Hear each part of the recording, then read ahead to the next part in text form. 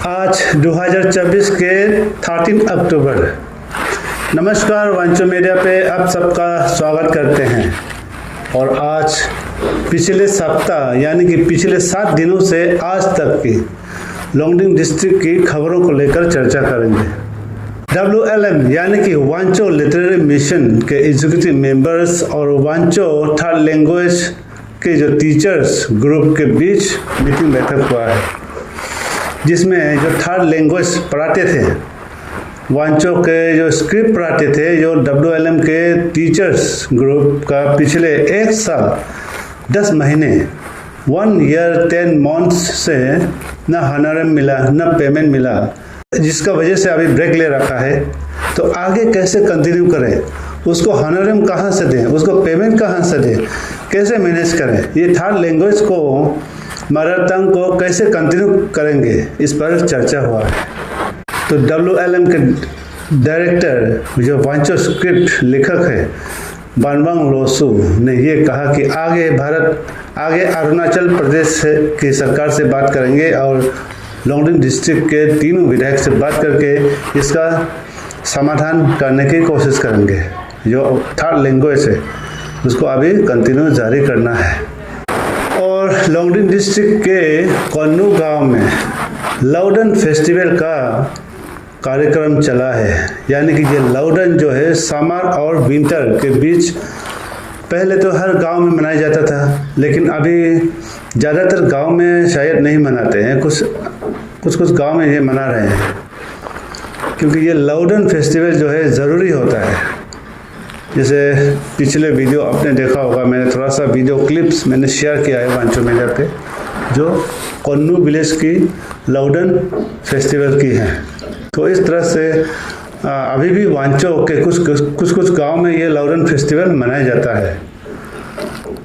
पहले हर गांव में मनाते थे, लेकिन अभी क्रिश्चियन होने के नाते अभी कुछ गांव में ये अभी छोड़ दिया है। अभी सिर्फ मेन ओरे फेस्टिवल को अभी सेलिब्रेट करते हैं और उसका अलावा छाछा वन सेलिब्रेट करते हैं, क्योंकि अभी अरुणाचल प्रदेश एक अलग अलग प्रकार की कल्चर से भरे हुए देश है, जिसमें वांचोनू में ये अभी कोशिश कर रहे हैं कि अपना कल्चर को प्रोटेक्ट करना है, अपना कल्चर को कैसे आगे बढ़ाना है, इन पर अभी जोरों धोरों से लग रहे हैं लोग।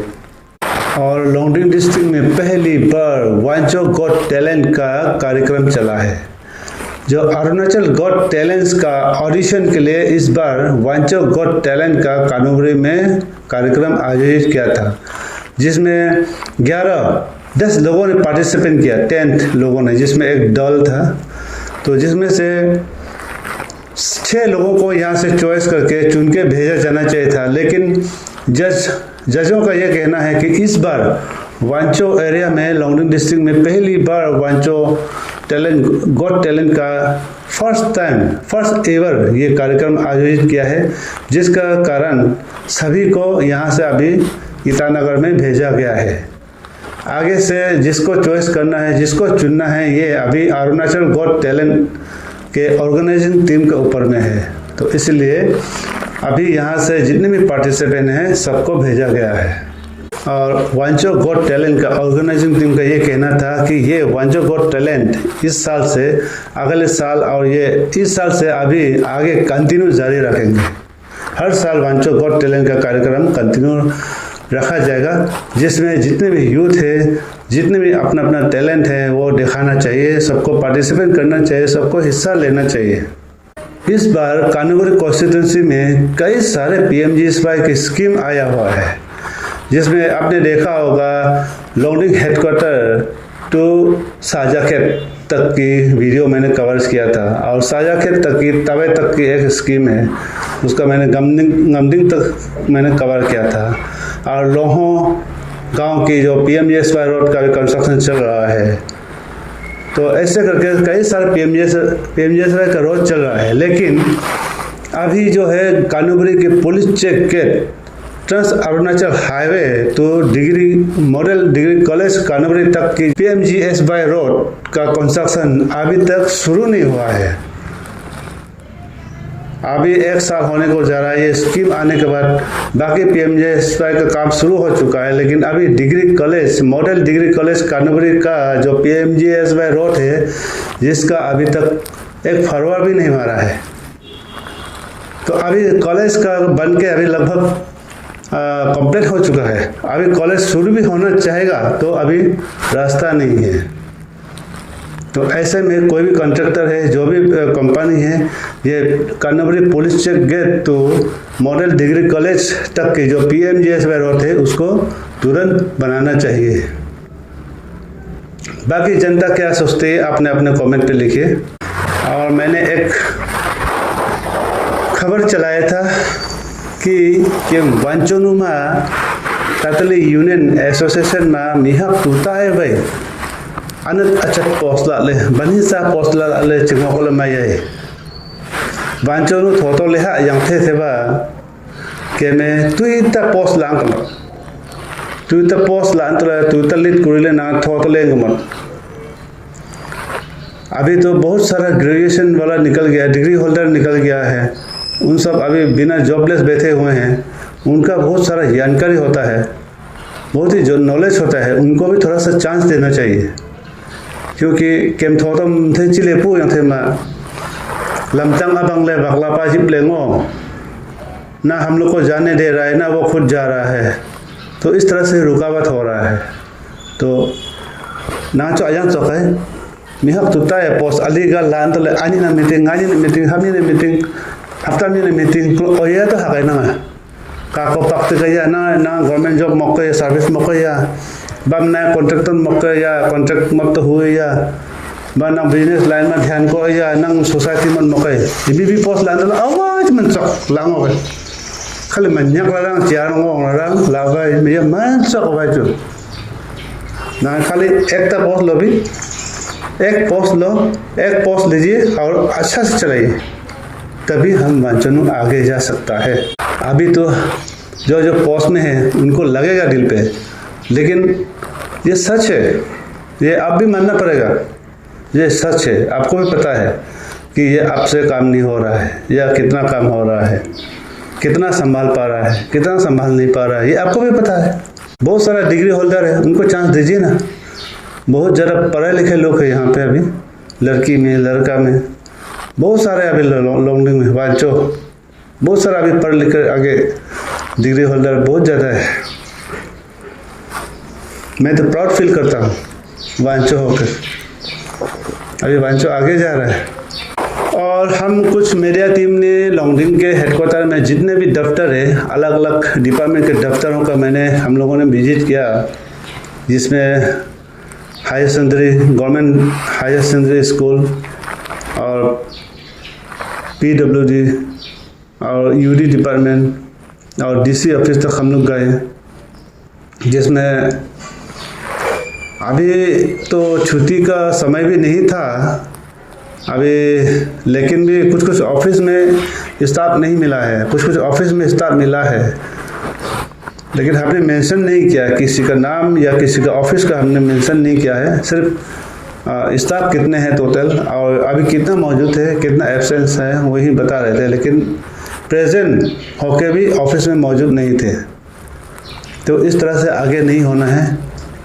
जितने भी अलग अलग डिपार्टमेंट के दफ्तर है, जितना भी ऑफिसर्स है, इसमें खास करके ऑफिसर्स जो है उस डिपार्टमेंट के ऑफिसर्स कंटिन्यू रहना ज़रूरी है। अगर ऑफिसर्स नहीं रहेंगे, बॉस नहीं रहेगा, तो बाकी कर्मचारी कहाँ रहेगा? वो भी नहीं रहेगा। सब अपना काम के बहाना ईटानगर बार बार जाते रहता है, अपने काम के बहाना तेजू पासीघाट जाते रहता है। और हमने तो सुना है कि हमारा लॉन्डिंग डिस्ट्रिक्ट का जो ऑफिसर्स लोग अपना ऑफिस से काम नहीं कर रहे हैं, वो डिब्रूगढ़ में रेंट लेके होटल से बड़े बड़े 5 स्टार होटल में बैठ के वो काम कर रहे हैं। तो इतना दूर दूर से बर्मा बॉर्डर जैसे एरिया से लोग आएंगे आपके पास जब मिलने काम से, तो लोग डिब्रूगढ़ तो नहीं पहुंच पाता है ना, डिब्रूगढ़ तो नहीं जा पाएंगे, ईटानगर पासीघाट तेजू तो नहीं जा पाएंगे। तो आपको जितना हो सकेगा ऑफिसर से ये रिक्वेस्ट है, आप लोग ऑफिस में प्रेजेंट रहिए। All Arunachal Pradesh border student union का अभी लॉन्डिंग डिस्ट्रिक्ट का भी अभी गठन हो चुका है, अभी फुल फ्लेजेड अभी फॉर्म हो चुका है, जिसमें उस दिन एग्जीक्यूटिव मेंबर्स का सिलेक्शन हो चुका है। आगे उन सब का ये कहना है, अभी जितने भी बोर्डिंग एरिया है लोंगडिंग डिस्ट्रिक्ट में, वहाँ वो लोग विजिट करेंगे पहले। इसके बाद देखा जाएगा कि आगे किस प्रकार हमें काम करना है। और लोंगडिंग टाउनशिप का बिजली विभाग में हम लोग गए थे, उसका एग्जीक्यूटिव से भी हम लोग मिले थे, तो उसका भी ब्रीफिंग आप सबने देखा होगा। उसका तो सारा प्रॉब्लम है हमारे लोंगडिंग डिस्ट्रिक्ट लाइट को लेकर, क्यों वोल्टेज कम होता है, क्यों लाइट नहीं आता है, क्या प्रॉब्लम है, ये तो उन्होंने डिटेल में ब्रीफ दिया हुआ है। अगर नहीं देखा हो तो देख लीजिए। आप देखिए, executive engineer power department Longding district, ऐसा मैंने बिजली विभाग ऐसा मैंने लिखा हुआ है। आगे से मैंने कॉन्ट्रैक्टर को लेकर भी एक वीडियो जारी किया था। अगर कोई भी अगर मिनिस्टर का भी आदमी है या एमएलए विधायक का भी आदमी है, आप अगर नहीं सकते हैं तो आप काम नहीं लेना चाहिए। जितना आपसे हो पाता है और जितना आप सकता है, आपके अनुसार आप काम लीजिए। आप बड़ा बड़ा काम तो ले लेगा, बाद में आपका कोई साधन नहीं है। आजकल तो टेक्नोलॉजी से ज़्यादा काम चलता है, टेक्निकली काम चलता है, तो आपका कोई साधन ही नहीं है। जबकि इतना बड़ा बड़ा काम ले लेगा, बाद में मुंह खोल के रुकते रहेगा, ना काम होगा। या फिर आपके पास कोई साधन नहीं है, कोई मशीनरीज नहीं है, तो आप किसी से रेंट ले लेना चाहिए और काम को तुरंत करना चाहिए। और क्वालिटी वर्क के साथ आपको फिनिशिंग करना होगा, चाहे सीसी स्ट्रिप के हो, चाहे प्रोटेक्शन वाल बना रहा हो कोई, चाहे स्कूल बिल्डिंग बना रहा हो, चाहे क्वार्टर बना रहा हो, चाहे रोड कनेक्टिविटी का काम कर रहा हो, क्वालिटी वर्क के साथ अभी फिनिशिंग करना होगा। हर कोई कॉन्ट्रैक्टर, हर कोई कंपनी इसका चेक बैक करने के लिए अभी हम लोग है। हम लोग बार बार कवरेज करेंगे, जो काम अभी तक शुरू से लास्ट तक हम कवर करते रहेंगे।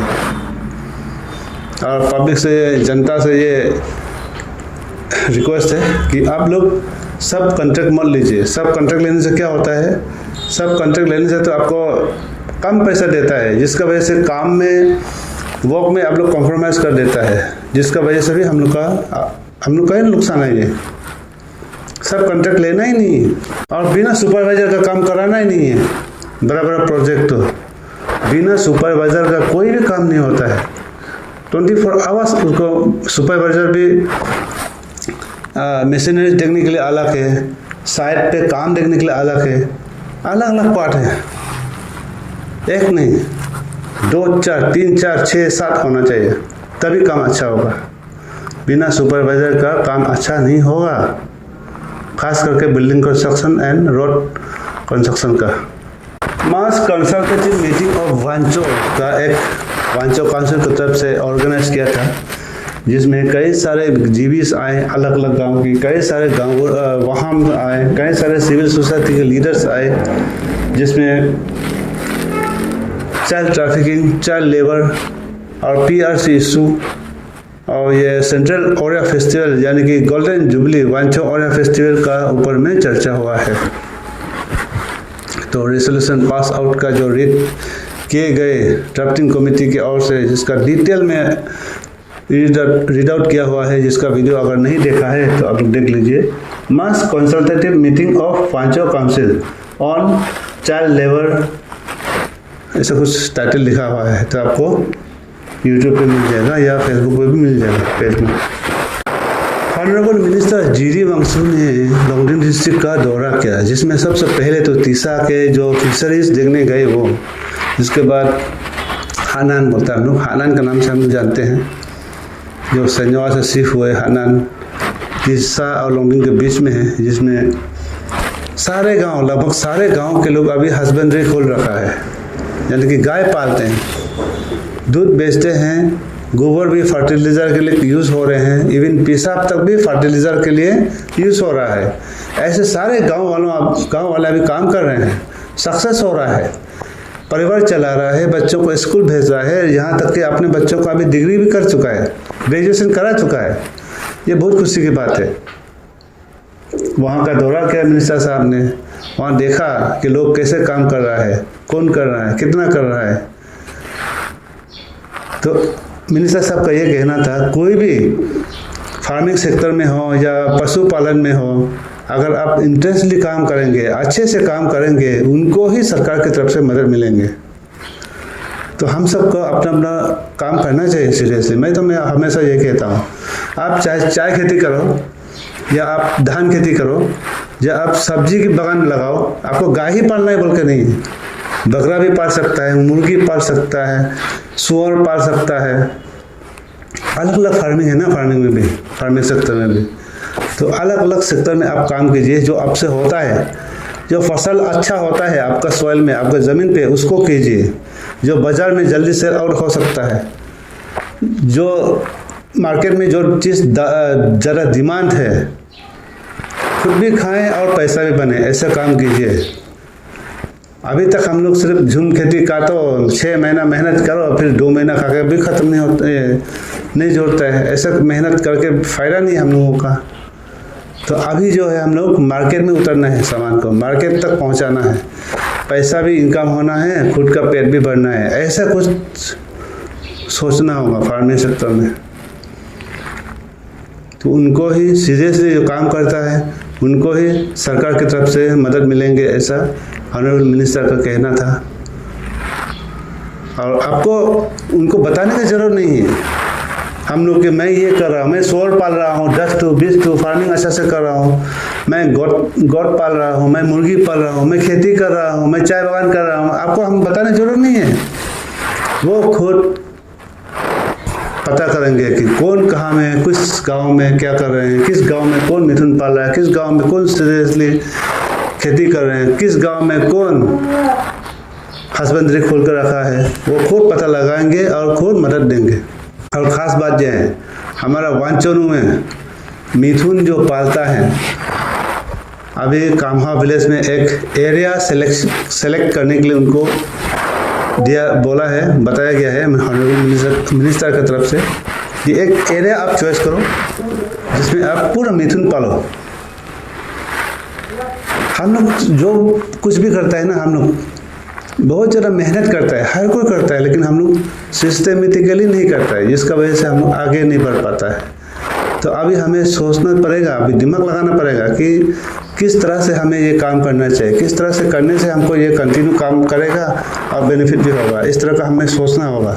गवर्नमेंट रेडी है, हर चीज़ में मदद करने के लिए गवर्नमेंट रेडी है, बस हमें मेहनत करना है। परसों रात लॉन्गडिंग डिस्ट्रिक्ट के पंचव गाँव में अंडरग्राउंड और इंडियन सोल्जर्स, हमारे पैरामिलिट्री के बीच रात 11 बजे, 11:30 बजे के बीच फायरिंग हुआ है, जिसमें खबर लगा है कि कुछ यूजी के 2-3 लोगों के ये हुई है, इंजर हुई है। एक सेकंड कॉल आ रहा है। परसों रात पंजाब में अंडरग्राउंड और हमारे भारतीय सैनिक पैरामिलिट्री के बीच फायरिंग हुआ है। तो गांव वालों का ये कहना था, गांव के बीच में ये फायरिंग नहीं होना चाहिए था। तो हमने जो पैरामिलिट्री के ऑफिसर से भी हमने सीधे मिल के बात किया है, तो उसका ये कहना था कि अंडरग्राउंड का काफ़ी दिनों से मूवमेंट चल रहा था, उन लोगों को पता था, तो उसका चलते उसका भी टीम ऑपरेशन कंटिन्यू चल रहा था। तो उस रात को अचानक वहाँ पे टकरा गया, तो मजबूरन गोली चलाना पड़ा। पैरामिलिट्री भी आ रहे थे उधर से अंडरग्राउंड टीम आ रहे थे। तो अंडरग्राउंड जो है, जिस गांव से अलग गांव जाना होता है, तो उस गांव का किसी को उठा लेता है, चलो रास्ता दिखाओ। अगर नहीं जाएगा बोलने से भी नहीं होता है, वो तो चला देगा ना। इस डर से पब्लिक जो है जाना पड़ता है रास्ता दिखाने के लिए। जैसे कन्नू से आया होगा तो पंजाब जाना होगा, तो कन्नू का लोगों को ही उठाएगा। अगर पंजाब से अगर वक्का जाना होगा तो पंजाब से ही आदमी लोगों को उठाएगा। ऐसा है उन लोगों का। तो एक गांव से दूसरा गांव पहुंचने के लिए वहां का गांव का उठाता है, फिर नेक्स्ट गांव से उठाता है, फिर दूसरा गांव पहुंचता है। तो आ रहा था, तो एक वो भी एक बुज़ुर्ग है जो सिविलियन है, बुज़ुर्ग है, वो भी कम से कम 55 साल से ऊपर है। रास्ता दिखाने के लिए वो आगे आगे चल रहा था, तो लकीली वो ऐसा हो गया, अंडरग्राउंड और जो गाइड है, जो बुज़ुर्ग है, उनका बीच में थोड़ा डिस्टेंस था, कम से कम 40-20 मीटर का डिस्टेंस होंगे। तो रास्ता दिखाने के लिए जाएंगे तो कम से कम वो भी तो रास्ता देखेगा ना कि कौन है क्या है। तो आगे के चल रहा था, तो उसको तो पकड़ लिया, दबोच दिया, फौजियों ने दबोच लिया। फिर पता चला कि NSN आ रहा है, तभी मालूम हुआ है उसको, जब पकड़ा है तभी मालूम हुआ है कि NSN आ रहा है, तभी फायरिंग कर दिया। अगर वो बुजुर्ग भी उनका टीम में होते, अचानक से मिलकर फायरिंग होते, तो वो सिविलियन भी इंजूर होते या क्या होते पता नहीं। तो उन लोगों का चलने का स्टाइल तो अब आपको पता होगा, 2 या 3 चलेंगे, यहाँ पे 2, इधर पे 2, इधर पे 2, ऐसा गैप करके चलता है वो लोग भी, जैसे फौजी लोग चलते हैं ना लाइन उस तरह चलता है वो लोग भी। तो एक साथ में ग्रुप में चलने से तो पता नहीं कौन किस को गोली लग जाते हैं। तो ये तो बच गया कि वो गाइड आगे थे, वरना पता नहीं पहले ही उनको गोली लग जाते अंडरग्राउंड वालों को, क्योंकि आर्मी को पता चल गया था कि आ रहा है। तो सुना है कि ये सच है झूठ है पता नहीं, यूजी में से 2-3 लोग इंजूर हुए हैं, मेजर इंजूर हुए, बोले गंभीर से चोट आई है, पता नहीं जिंदा होगा या मरेगा, बच पाएगा कि नहीं पता नहीं, ऐसा सुना है, सुनने में सच है झूठ है पता नहीं। लेकिन हमेशा इस बीच पब्लिक ही फंसता है। अभी भी थाना में जो सिविलियन है, जो NSN के साथ, जो अंडरग्राउंड के साथ और जो आया है, उसको तो अभी कानून के हिसाब से इलीगल है।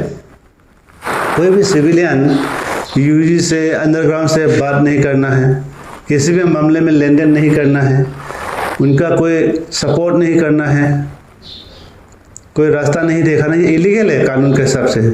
लेकिन हमारा यहाँ मजबूर है पब्लिक, जैसे कि अभी कोन्नू गांव पहुँचा तो वहाँ से किसी को उठा के चलो रास्ता दिखाओ, गन पॉइंट करके ले जाता है ना, तो अपना जान बचाने के लिए वो भी बेचारा जाना ही पड़ेगा। और वो भी देखिए आगे तभी तो उसको दबोचा, तो फंस गया बीच में पब्लिक। अभी ये हाल है हमारा यहाँ, कानून के हिसाब से ये इलीगल है, लेकिन उधर अपना जान बचाने के लिए उसके साथ चलना ही पड़ेगा। तो ऐसा मजबूरी हो गया। मुंह से फुला हुआ था, थोड़ा दाग, मारपीट के दागी था, उसका चेहरा आँख सा खुला हुआ था बुजुर्ग का। तो हम लोगों ने कल बात भी किया तो पता चला कि अंधेरा में पता नहीं चला कि कौन है क्या है, तो थोड़ा सा मारपीट तो हुआ है। अंधेरा था, 11:30 बजे का था, तो पता नहीं चला कि कौन है। जो भी हो, वो NSN के साथ आया है, थोड़ा तो उनका भी गुस्सा उठ गया होगा।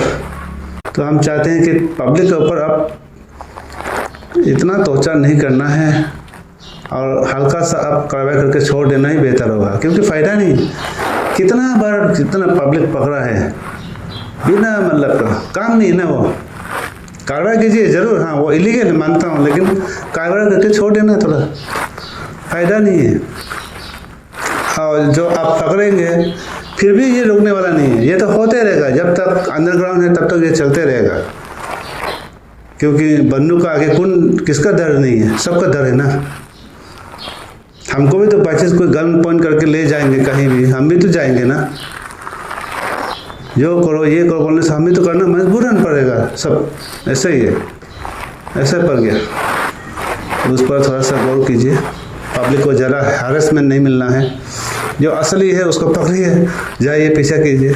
तो कल मैंने देखा है जो सिविलियन को तो पूरा घेर के रखा है, उसको तो उठा लिया, जो असली वाला तो निकल के चला गया। उसको अगर कंटिन्यू पीछा करते तो शायद वो पकड़ा भी जाते, कुछ 2-4 लोग। पीछा तो क्या ही नहीं, वहाँ गोलीबारी हो गया, सिविलियन मिल गया, बस उठा लिया, खत्म कहानी, उधर वो जिंदा बच गया।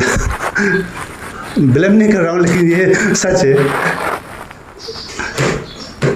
और अंडरग्राउंड के भी अलग अलग फैक्शन हैं, तो आप लोगों से भी रिक्वेस्ट है, फौजी वालों से भी, ये इसी तरह पब्लिक के गाँव के बीच इस तरह से फायरिंग नहीं करने से ठीक है, बल्कि पब्लिक का भी यही रिक्वेस्ट था। कल पंजाब वाले पूरा शौक में था कल, और बाकी ये अंडरग्राउंड वाला तो बॉम्ब फेंक भी देता है जहाँ था, वो बॉम्ब अगर फेंक भी देता तो देखा होगा ना कैसा जगह था वहाँ, 5-6 घर है, और वहाँ तो कच्चा घर होता है हमारा यहाँ तो एक थोड़ा सा चिंगारी से पूरा बस्ती राख हो जाएगा।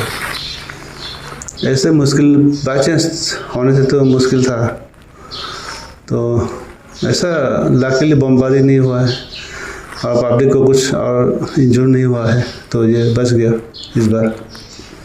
तो संभालिए सभी टीम, हम तो सबका रेस्पेक्ट करते हैं, क्या करें, अब लोग का हाथ में बम है, गोली है, तो कौन नहीं डरेगा। तो चलिए आज के लिए इतनी ही, फिर मिलेंगे नए दिन नए खबरों के साथ, तब तक के लिए इंतजार बने रहिए।